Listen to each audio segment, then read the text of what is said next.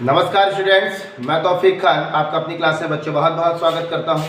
बच्चों आज की हम लोग अपनी इस क्लास पे विलयन का लेसन पढ़ रहे हैं और विलयन पर हम लोगों ने कॉलिगेटिव प्रॉपर्टी अणुसंख्य गुणधर्म पढ़ा है, जिसमें पहला पॉइंट कल की डेट पर हम लोगों ने वाष्प पदार्थ में अपेक्षिक अवनमन कंप्लीट किया है। आज हम लोग दूसरा पॉइंट पढ़ेंगे। दूसरा पॉइंट होगा आपका क्वथनांक में उन्नयन। बच्चों एक एक स्टेप में समझाऊंगा। क्वथनांक को इंग्लिश में बॉइलिंग पॉइंट कहते हैं, यानी क्वथनांक जिस टेम्परेचर पर कोई लिक्विड बॉयल होने लगता है, जिस टेम्परेचर पर कोई द्रव पदार्थ उबलने लगता है, उसे उसका क्वथनांक कहते हैं। एक और शब्द जुड़ा है इसमें, उन्नयन। उन्नयन का मतलब क्या होता है? उन्नयन का मतलब होता है बढ़ना, आगे ऊपर की ओर बढ़ना। ठीक है, उन्नयन का मतलब। तो सबसे पहले क्वथनांक शब्द आप समझे, क्वथनांक क्या है? तो वह ताप जिस पर कोई द्रव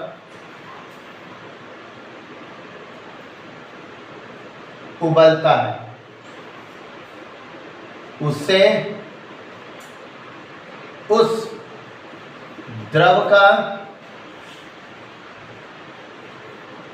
क्वथनांक कहते हैं। ठीक है, उसे उस द्रव का क्वथनांक कहते हैं। बच्चों आप लोग कक्षा 9 से ये डेफिनेशन पढ़ते आ रहे हैं। वह टेम्परेचर, कोई भी टेम्परेचर हो सकता है, जिस टेम्परेचर पर कोई लिक्विड बॉयल होने लगता है, उबलने लगता है, उसी द्रव को उसका क्वथनांक यानी कि बॉइलिंग पॉइंट कहते हैं। चलिए इस डेफिनेशन को मैं एक और तरीके से आपको समझाता हूँ बच्चों। ठीक है, आज देखें कुछ इस प्रकार आपको समझाता हूँ। देखिए हमारे पास बच्चों एक ये पात्र है। इस पात्र में जल भरा हुआ है, शुद्ध जल भरा हुआ है। अब ध्यान से देखिए, बहुत फैक्ट ही फैक्ट इस वीडियो में आपको मिलने वाले हैं। क्या हो रहा है भैया, ये जो लिक्विड, ये जो बाल्टी रखी हुई है ना, ये उस जगह पर रखी गई जहां हम और आप रहते हैं। इसका मतलब इसके ऊपर जो हमारी बॉडी के ऊपर एक वायुमंडलीय दाब लग रहा है, उतना ही प्रेशर इस बाल्टी में उपस्थित पानी में भी लग रहा है। तो कॉन्सेप्ट समझें भैया, हो क्या रहा है, ये जो लिक्विड है आसपास की एनर्जी को एब्जॉर्ब करेगा। एब्जॉर्ब करेगा तो वेपर में कन्वर्ट होगा।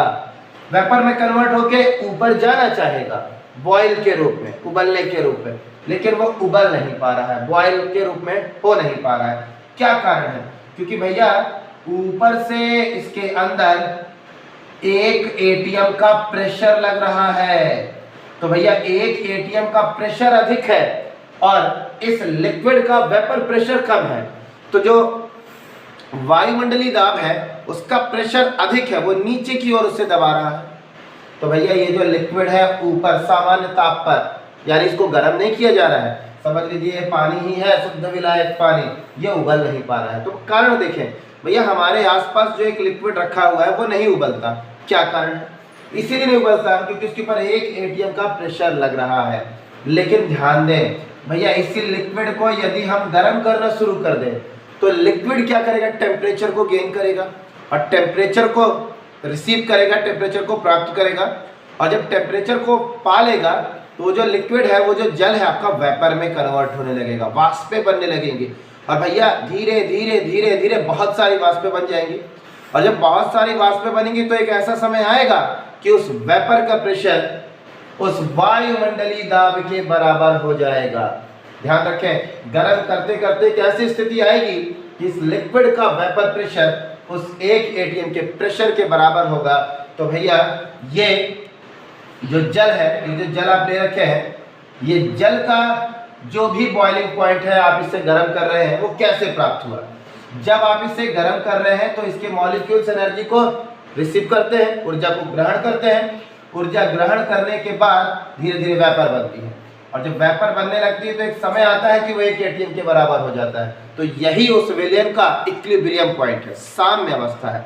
तो लिक्विड जितना प्रेशर बॉयल होने के लिए लगाता है, उतना ही प्रेशर एक वायुमंडलीय दाब का हो गया, दोनों बराबर हो गया। वेपर प्रेशर का प्रेशर और वायुमंडलीय दाब का प्रेशर दोनों इक्वल हो गया, यही उस सॉल्यूशन, यही उस विलयन का इक्विलिब्रियम पॉइंट होगा। ठीक है, लेकिन जैसे थोड़ा सा और ज्यादा ताप बढ़े, थोड़ा सा भी टेम्परेचर और ज्यादा बढ़ जाए, इक्विलिब्रियम पॉइंट से थोड़ा सा और अधिक पानी टेम्परेचर बढ़ जाए, उसी समय हमारा लिक्विड बॉईल करने लगता है, उबलने लगता है। ठीक है, तो देख रहे हैं आप, क्या देखा आपने? आपने देखा कि एक लिक्विड है, इस लिक्विड पर जल भरा है, इसे हम लोग गर्म करते हैं, और जब इसे गर्म करते हैं तो धीरे धीरे इसकी जो वेपर है वो वेपर एक वायुमंडलीय दाब के बराबर हो जाती है, अर्थात वो लिक्विड की उसकी साम्य अवस्था है। लिक्विड के वेपर प्रेशर और एक वायुमंडलीय दाब की साम्य अवस्था है। थोड़ा सा भी टेम्परेचर अधिक होता है, थोड़ा सा भी, बिल्कुल थोड़ा सा, समझ लीजिए 0.1 टेम्परेचर भी यदि आगे बढ़ता है तुरंत वो बॉईल होने लगता है, साम्य अवस्था समाप्त हो जाती है और वेपर प्रेशर बहुत अधिक और पानी उबलने लगता है। ठीक है, तो ये हो गया भैया क्वथनांक में उन्नयन। क्वथनांक कैसे बढ़ रहा है वो देखें। आपने एक चीज माइंड किया होगा, ये क्या है? हमारा जल है। चलिए भैया, शुद्ध जल है, इसमें अभी कुछ नहीं मिला, तो ये जल को मैं कहता हूं, माना जल हमारा 100 डिग्री सेंटीग्रेड पर उबल रहा है, पानी 100 डिग्री सेंटीग्रेड पर उबल रहा है। चलिए भैया, पानी उबल रहा है, कोई बात नहीं, लेकिन अचानक इसी जल में कोई आप अवाष्पशील विलेय मिला दो। अवाष्पशील विलेय की बातें पीछे क्लास में हो गई थी, जैसे नमक हो गया, शक्कर हो गई, ये अवाष्पशील विलेय। और जैसे ही इस उबलते हुए पानी में जो 100 डिग्री सेंटीग्रेड पर उबल रहा है, उस पर आप जैसे अवाष्पशील विलेय डालेंगे तो आप देखेंगे कि भैया उबलन कम हो गई। अब वो जो पानी उबल रहा है उसकी उबलन बैठ गई। आप लोग देखे होंगे, आप लोगों ने कभी ना कभी तो चाय बनाई होगी, आप देखे होंगे कि लिक्विड हमारा बॉईल करता है, 100 डिग्री सेंटीग्रेड पर बॉईल करता है, लेकिन जैसे आप उसमें शक्कर डालते हैं तो शक्कर डालने के बाद तुरंत लिक्विड फिर से बैठ जाता है। इसका मतलब लिक्विड फिर से बैठ गया, तो अवाष्पशील विलेय मिलाने से उसका वेपर कम हो गया। वेपर कम हो गया, उसका बॉइलिंग पॉइंट और डाउन हो गया। इसका मतलब अब उसे बॉईल कराने के लिए हमको और अधिक टेम्परेचर देना पड़ेगा। ठीक है, कहने का मतलब देखें, अभी इसे ध्यान न दें, 100 डिग्री सेंटीग्रेड पर शुद्ध पानी उबलता है, लेकिन जैसे अब ये 100 डिग्री सेंटीग्रेड पर पानी उबल रहा है, ठीक है, जैसे इसमें हमने अवाष्पशील विलेय मिलाया तो इसकी जो उबलन है वो फिर से बराबर हो गई। तो अब क्या देखेंगे, लेकिन एक समय आएगा ना, लगातार उसी लिक्विड पर आप जब टेम्परेचर देते रहेंगे तो एक ऐसा समय आएगा कि नहीं आएगा कि भैया उसकी जो उबलन है वो फिर से स्टार्ट हो जाएगी। तो यानी कि 100 डिग्री सेंटीग्रेड पर जब पानी उबल रहा था, नमक डाले, तो नमक डालने के बाद भी अगर पानी हमारा उबलता रहता तो हम बोल देते कोई परिवर्तन नहीं हुआ। लेकिन जैसे ही नमक या शक्कर आपने इसमें डाला तो इसकी जो बॉइलिंग स्टेज थी, जो उबल रहा था जल, वो स्तर उसका गिर गया, वो फिर से नीचे गिर गया। लेकिन टेम्परेचर लगातार चल रहा है तो धीरे धीरे कुछ एक समय आएगा कि फिर से उबलने लगेगा। लेकिन अब इस विलायक में आपने नमक मिलाया है तब तो ये विलयन बन गया। अब बताइए, विलयन का जो बॉइलिंग पॉइंट है वो तो अलग है ना, इसमें अधिक ताप लगाना पड़ेगा उबलने के लिए, क्योंकि इसमें अवाष्पशील विलेय मिल चुका है। तो भैया हम विलायक के लिए हम लोग विलायक का शुद्ध विलायक है, ये जल है, शुद्ध विलायक के क्वथनांक को दर्शाते हैं डेल्टा TB1 से। ये शुद्ध जल है, इस शुद्ध जल का जो क्वथनांक है उसे रिप्रेजेंट करते हैं डेल्टा TB1 से, जहां पर डेल्टा का मतलब होता है परिवर्तन, टेम्परेचर का परिवर्तन दर्शा रहा है, और जहां पर T की बात करो तो वह टेम्परेचर है, और B का मतलब बॉइलिंग पॉइंट है। बेटा जो ये नंबर ले रखा हूं, 1 नंबर 1 रिप्रेजेंट करता है कि ये जल के क्वथनांक की बात करेगा, यानी शुद्ध विलायक की बात करेगा। ठीक है, लेकिन जैसे आपने इसमें विलेय मिलाया, विलेय मिलाते ही उसका जो उबलन थी वो फिर से कम हो गई, लेकिन उसे वापस उबालने के लिए हमको और अधिक टेम्परेचर देना पड़ा। तो विलयन के लिए विलयन का क्वथनांक कुछ दूसरा होगा, डेल्टा TB2। देखिए चेंज हो गया, डेल्टा TB2 बिल्कुल अलग हो गया। ठीक है ना, अब विलयन के लिए डेल्टा TB2, शुद्ध विलायक के लिए डेल्टा TB1। क्या परिवर्तन देख रहे हैं भैया? हम देख रहे हैं कुछ परिवर्तन देख रहे हैं। अभी कैसा परिवर्तन वो समझें। माना बच्चों, मैं यहां से लिखूंगा, माना जल, शुद्ध जल की बात कर रहा हूं, शुद्ध जल 100 डिग्री सेंटीग्रेड पर उबलता है, 100 डिग्री सेंटीग्रेड पर उबलता है। तो 100 डिग्री सेंटीग्रेड पर माना जल, जल शुद्ध है, शुद्ध के लिए ये, तो डेल्टा TB1 कितना 100। लेकिन जैसे जल में विलेय मिलाते हैं तब वो विलेन बन जाता है, तो हमने लिखा माना विलेन। अब विलेन का क्वथनांक बढ़ जाएगा ना, क्योंकि विलेय आपने मिलाया है उसमें, ठीक है, तो अब उसको और अधिक टेम्परेचर देना पड़ेगा उबालने के लिए। तो माना विलेन का क्वथनांक मान लीजिए 110 डिग्री सेंटीग्रेड है, ठीक है। तो क्या परिवर्तन हुआ, क्या देखिए परिवर्तन कैसे दर्शाएंगे, delta TB is equal to delta TB2 minus delta TB1। बेटा डेल्टा TB का मतलब है ये विलयन के क्वथनांक का उन्नयन है, यानी विलयन के क्वथनांक का उन्नयन बढ़ी हुई क्वथनांक की वैल्यू को दर्शाएगा, ठीक है। तो TB2 कितनी है, TB2 किसके लिए है, विलयन के लिए, और TB2 का मान कितना है भैया, TB2 का मान ये है, ये कहा गया बच्चों, ये माना विलयन का क्वथनांक 110, तो TB2 की वैल्यू इतनी है 110 और TB1 की वैल्यू कितनी है 100, घटा दिए तो आया 10। तो भैया विलयन के क्वथनांक का उन्नयन कितना क्वथनांक बढ़ा, 10 डिग्री सेंटीग्रेड टेम्परेचर बढ़ा। तो ये फार्मूला है हमारे पास, delta TB is equal to delta TB2 minus delta TB1, ठीक है। इसके बाद आगे बढ़ेंगे, तब तक आप इसका स्क्रीनशॉट ले लें, ठीक है बच्चों। इस तरह मैं मिनेज करता हूं, आगे देखेंगे। अब आगे देखें बच्चों, इसी टॉपिक पर आपने क्या देखा, delta TB is equal to delta TB2 minus delta TB1, ये फार्मूला है हमारे पास, ठीक है। तो अब आगे देखें,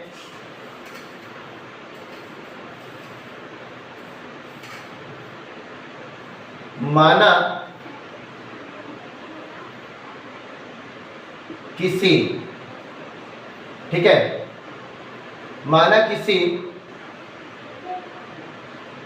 माना रहने दीजिए, सीधे ऐसा लिखते हैं, किसी विलयन का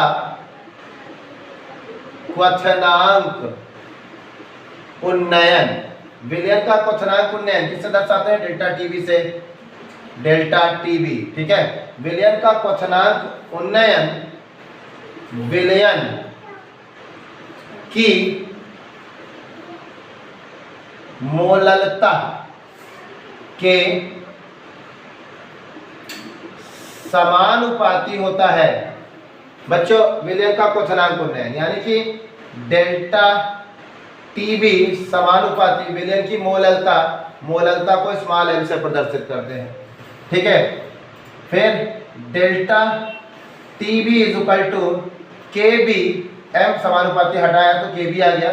KB यहाँ पर क्या है, KB है विलयन के क्वथनांक उन्नयन का स्थिरांक, यानी KB क्या है, क्वथनांक उन्नयन स्थिरांक। KB का मतलब क्वथनांक उन्नयन स्थिरांक, ठीक है। फिर इसके बाद आगे देखें बच्चों, m क्या है, m मोललता है, तो आप यहाँ पर लिखें मोललता बराबर क्या होता है, विलेय के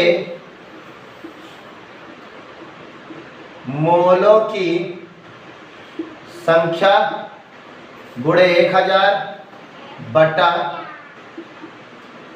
विलायक का भार या विलायक का द्रव्यमान, दोनों में भार ग्राम जो भी है, ठीक है, ग्राम में ऐसे लिखेंगे। विलेय, अब देखो विलेय के मोलों की संख्या को किससे दर्शाते हैं, विलेय के मोलों की संख्या, तो विलेय के मोलों की संख्या को हम लोग दर्शाते हैं मोलों के लिए n और विलेय के लिए क्या लगाते थे b, NB is equal to विलेय के मोलों की संख्या बराबर होती है विलेय का भार, है ना, यानी स्मॉल w b बटा विलेय के मोलों की संख्या बराबर होता है विलेय का भार बटा विलेय का अणु भार, यानी कि m बटा b, हो गया। इसके बाद विलायक के भार को कैसे लिखेंगे, विलायक के भार को लिखना है तो विलायक का भार, देखिए क्या होगा विलायक का भार, विलायक भार के लिए कैपिटल W लेना है, विलायक के लिए A लेना है, ठीक है, आगे आगे बढ़ते हैं। अब आप क्या देख रहे हैं, सारे मान को यहाँ पर पुट करते हैं। मोललता, मोललता को m से प्रदर्शित करते हैं। विलेय के मोलों की संख्या कितनी है, इतनी। WB बटा MB, विलायक का इंटू 1000 अपान विलायक का भार कितना, WA। यहां से लिखूंगा मैं, ठीक है।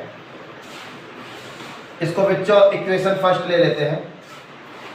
m इज इक्वल टू, इसके नीचे 1 मान लें तो 1 ऊपर चला जाएगा, WA इसके साथ मल्टीप्लाई हो जाएगा। तो WB इंटू 1000 अपन MB इंटू WA, ये आ गया। अब m का मान समीकरण 1 में रखने पर, समीकरण 1 ये है, तो हम लिखेंगे delta TB is equal to KB, m की वैल्यू ये है m, तो into WB into 1000 upon MB into WA। आ गया, ये फार्मूला हमारे पास सिद्ध हो गया। अब इसको यदि हम ग्राफ से सीखने की कोशिश करें, ग्राफ से सीखे क्वथनांक में उन्नयन को, तो देखिए कैसे सीखेंगे। ये ग्राफ बना रहे हैं बच्चों, ये ग्राफ है, ठीक है। इधर बाएं से दाएं जाएंगे तो टेम्परेचर इंक्रीज होगा, बाएं से दाएं जा रहे हैं तो बढ़ता हुआ टेम्परेचर है, नीचे से ऊपर जा रहे हैं तो बढ़ता हुआ वायु दाब है, ठीक है। अब आपको ये बात पता है, कोई लिक्विड कब उबलता है, जब 1 atm के बराबर हो जाएगा लिक्विड का वेपर प्रेशर, है ना। तो थोड़ा सा टेम्परेचर और अधिक होगा तो बॉयल होने लगेगा। माना मेरी वो इक्विलिब्रियम पॉइंट के लिए जो ये पॉइंट है, इसे मैंने कहा ये 1 atm है, ठीक। एक अभी मैं खाली ग्राफ में चिन्हित कर रहा हूँ, इस पॉइंट को मैंने 1 atm बता दिया। सबसे पहले हम विलायक लेते हैं। विलायक, माना मेरा विलायक A, ये विलायक A, अगर A यहाँ है तो उस दौरान इसका वायुमंडलीय दाब ग्राफ में यहाँ होगा और इसका टेम्परेचर यहाँ होगा। अब मैं समय के साथ टेम्परेचर बढ़ाऊंगा, तो टेम्परेचर बढ़ाऊंगा तो धीरे धीरे धीरे धीरे इनका वेपर बढ़ेगा और एक समय आएगा कि इसका जो प्रेशर है वो 1 atm के बराबर हो जाएगा। ये 1 atm के बराबर हो गया और टेम्परेचर वाली लाइन पर मिलाएंगे तो ये यहाँ पर आकर मिलेगा। ये किसके लिए प्रदर्शित कर रहा है, विलायक के लिए। इसे हम दर्शाते हैं डेल्टा TB1 से। अब मान लीजिए इसी विलायक पर विलय मिला दिया, विलायक पर विलय मिला दिया तो फिर से वेपर गिर जाएगा। तो मान लो हमने अगर विलय मिला दिया है तो वाष्प दाब और घट जाएगा, तो हमने लिया हमारे पास वो बिंदु B है। अगर बिंदु B विलय मिला दिया तो हमारा वेपर प्रेशर और गिर गया, तो B के लिए ये यहाँ पर आएगा, इस वायुमंडलीय दाब की इस रेखा यहाँ इस पॉइंट पर आएगा और नीचे टेम्परेचर पर यहाँ आएगा। अब फिर से वापस अब हमको विलयन मिल गया, विलायक में विलय मिल गया। तो अब ये जब बॉयल होगा तो अब देखिए ये इस प्रकार चला गया। तो फिर क्या देख रहे हैं, फिर से एक पॉइंट आया जो 1 atm के बराबर था, ये इसको इससे मिलाया और वो टेम्परेचर पर आकर हमको यहाँ पर मिला। तो ये विलयन के लिए हम क्या किससे दर्शाते थे, डेल्टा TB2 से ये ग्राफ बना। तो हमने क्या देखा, हमने देखा कि विलयन के क्वथनांक में उन्नयन हुआ, ठीक है, परिवर्तन हुआ, उन्नयन, विलयन के क्वथनांक में उन्नयन हुआ, बढ़ोतरी हुई। तो क्या हुई, डेल्टा TB, विलयन के क्वथनांक का उन्नयन। Delta TB is equal to delta TB2 minus delta TB1, ठीक है। ये है आपका ग्राफ। तो बच्चों अब देखें डेल्टा TB क्या है, जहां पर डेल्टा TB ये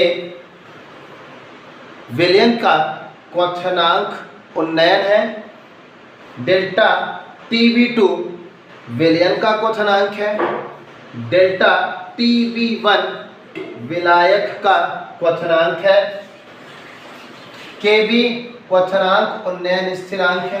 बाकी मैंने सारी वैल्यू आपको बता दी थी। ठीक है, उम्मीद है आपको क्लास समझ में आएगी। धन्यवाद।